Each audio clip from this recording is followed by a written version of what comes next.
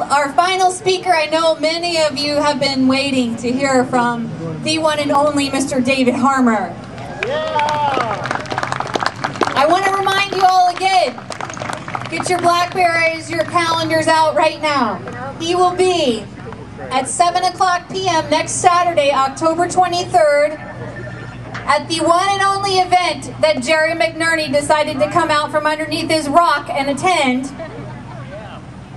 And David and Jerry McNerney will be there. It will be a public forum. It's sponsored by the Tracy Press in Tracy, Saturday, October 23rd at 7:00 p.m.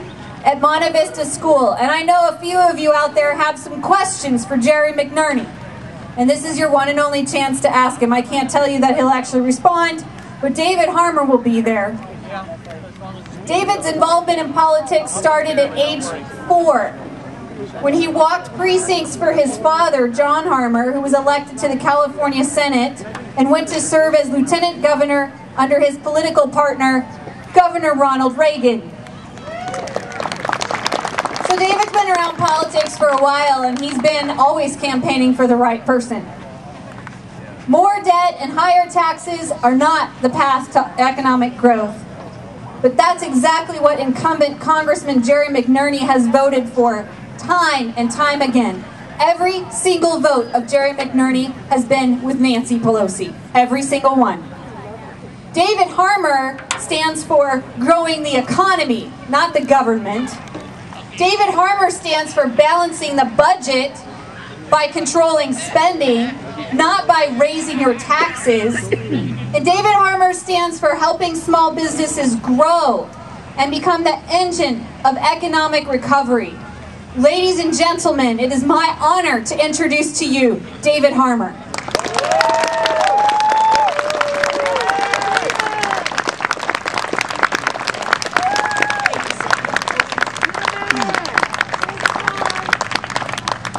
Fellow counter-revolutionaries, the ship of state is listing badly in very stormy waters, but by November 2nd, we're going to set it right. You're a magnificent sight. Now, you know, a couple years ago, when a handful of us started getting Tea Party rallies together, I would say, as we marched on the corners in Walnut Creek and San Ramon and Pleasanton, we probably got 5 middle fingers for every thumbs up. Well, how things have changed. Yeah, you're right. You know, we caught on early to something that the rest of the country has woken up to. They understand what the majority's up to, and they've had enough. This is going to be the most consequential election of our lifetimes. Now that's considered a truism, something that's said every election, but it is. Not even in 1994, when Republicans took the majority in the House of Representatives for the first time in 40 years, had an incumbent majority grown so arrogant and so complacent. And not even in 1980, when Ronald Reagan challenged Jimmy Carter for the presidency, was the economy in such dire straits as it is now. Not even in 1964, when Barry Goldwater challenged Lyndon Johnson, did the federal government threaten to become so overpowering and to consume so much of your hard-earned money. Indeed, we can say, not in our lifetimes have we had such a stark choice to make. This election is going to be a test of national character. It will determine who we are as a people. Are we going to reassert our rights as citizens of a sovereign republic? Or are we going to acquiesce in the transformation of our country into something that the founders never intended and we the people never consented to? Now you know these words, but we cannot say them often enough. So let's go back to first principles and fill in these phrases for me. We hold these truths to be self-evident.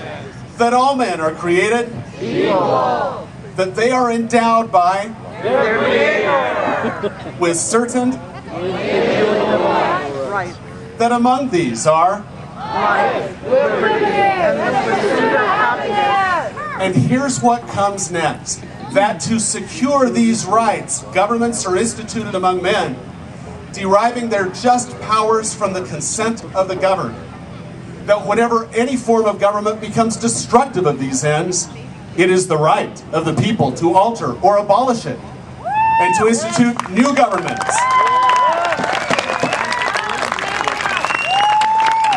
Fellow patriots, in 17 days, that's exactly what's going to happen.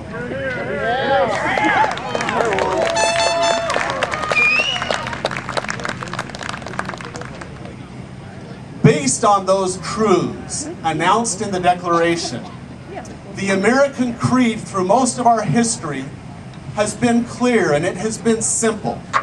We have a limited government so that we can have unlimited opportunity. That's been turned on its head over the last 4 years. We now have unlimited government and very limited opportunity. You don't have to look far to see that the country is on the wrong track. Unemployment has not persisted at levels this high for this long since the Great Depression. But even as unemployment persists at unacceptably high levels, we are setting records in one area: the number of Americans who have to rely on food stamps. Do you realize that for 19 months straight, we've set a new record every month running in terms of the number of Americans who have to rely on food stamps because the economy is so stagnant? That's right. That's more than 1 out of every 8 Americans. Meanwhile, while everybody in the private sector is tightening their belts, using it up, wearing it out, making it do or doing without, the federal government is fat and happy.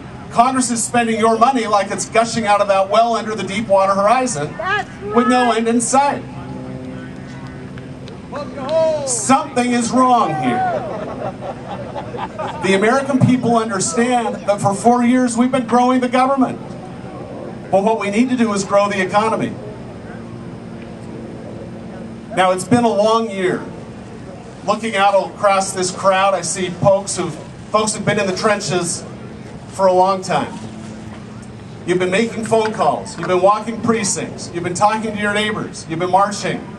You've been waving flags and holding signs on the corners.